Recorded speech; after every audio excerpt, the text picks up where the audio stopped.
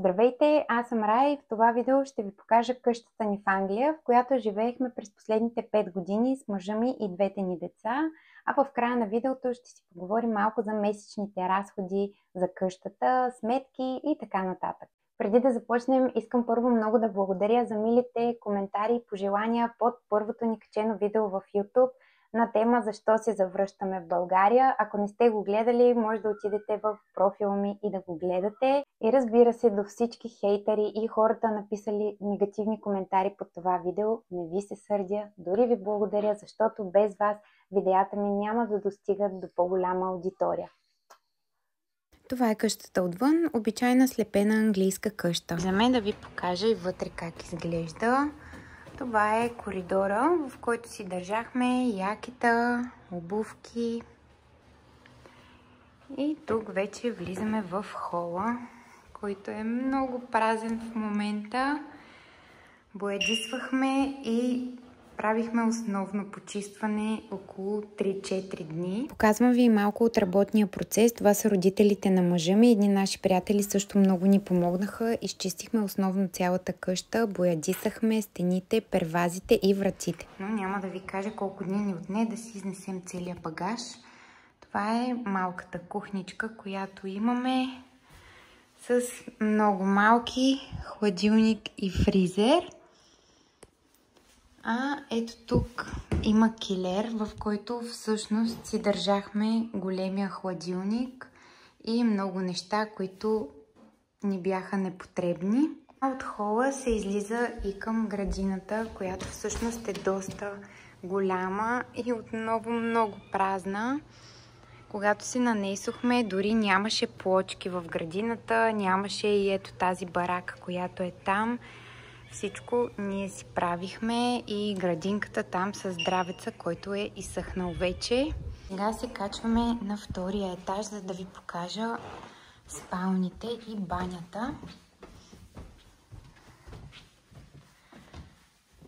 Това е банята. Имаме си и вана. Имахме, вече нямаме. Това е нашата спалня, която е всъщност по-голямата стая от двете. Както виждате, не е много голяма. Новите наематели купиха леглото ни и гардероба. Ето и гледката от спалнята. Чуват се много птички. Всяка сутрин чувах птичките как пеят. Това хем ще ми липсва, хем не, тъй като много често ме будеха, като е отворен прозореца, а ето там има горичка и въздуха тук е супер чист и е много спокойно. И това е детската стая. Тя е една идея по-малка. Ето и гледката от нея, комшиите. Отново има супер много зеленина, което най-много ми харесва тук. И още един килер, в който си държахме дрехи. Имахме и скрин тук, в който отново си слагахме дрехите. И това тук е тавана, на който се качвахме с стълба и на него имахме супер много неща също. Къщата я наехме през март 2020. Тогава бях бременна в 3-я месец с първото ни дете. И изкарахме голям късмет, тъй като къщата е на същата улица, на която живеят и моите родители. Ние сме на номер 18, а те на 28.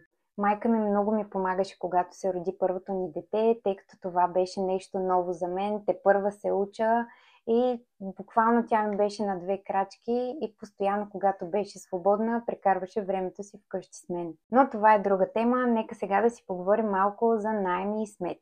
Както знаете всички, наемите през последните години много се вдигнаха. То разбира се не само наемите и всичко друго покрай тях.